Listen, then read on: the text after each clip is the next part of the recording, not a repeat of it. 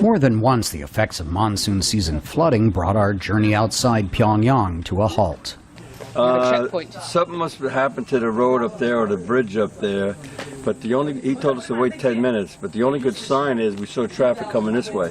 As we discovered minutes later, after our North Korean army guides convinced police to let our caravan through, a sizable chunk of the side of the road had been washed away, and a bridge just beyond that point was in a precarious condition.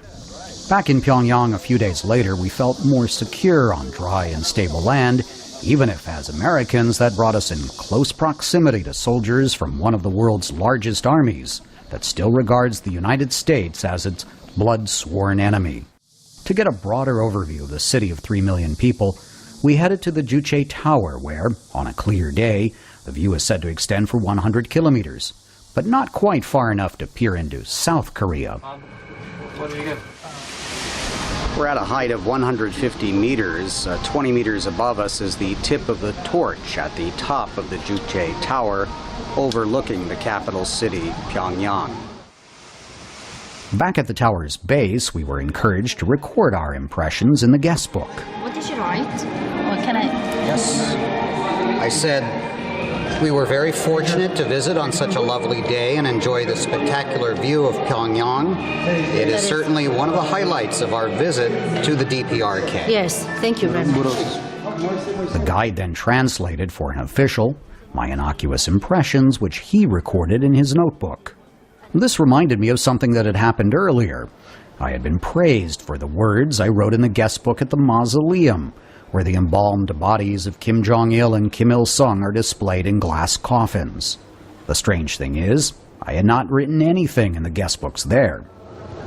There were no guest books to sign after we descended 100 meters to take a ride through several stations on Pyongyang's subway system, which can serve as an expansive bomb shelter.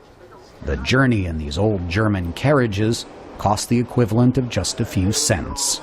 It's fantastic. How does it compare to the New York subway system? Roomier, it seems like. It might have been a long time since I rode on a subway in New York. But this is great. Air conditioned and everything. We're in one of the central stations in Pyongyang, and it's a lot less busier than it would be in New York or even Seoul. We can see people standing in the middle waiting for the trains, reading the newspapers.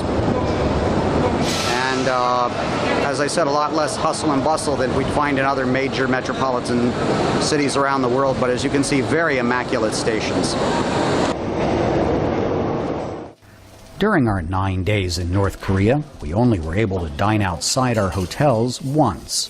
That was at the new Haedanghwa Japanese-style teppanyaki restaurant.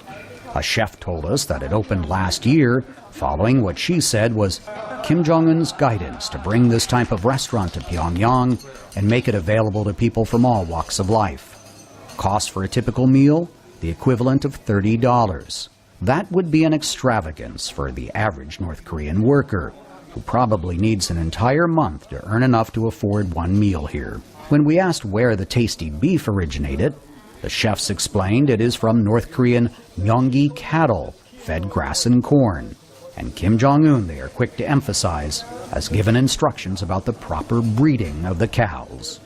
Steve Herman, VOA News, Pyongyang.